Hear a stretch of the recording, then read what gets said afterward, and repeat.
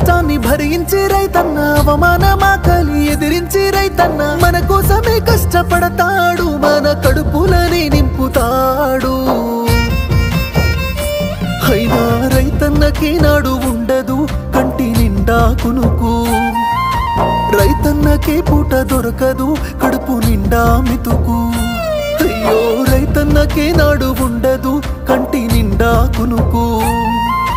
రైతన్నకే పూట దొరకదు కడుపు నిండా మితుకు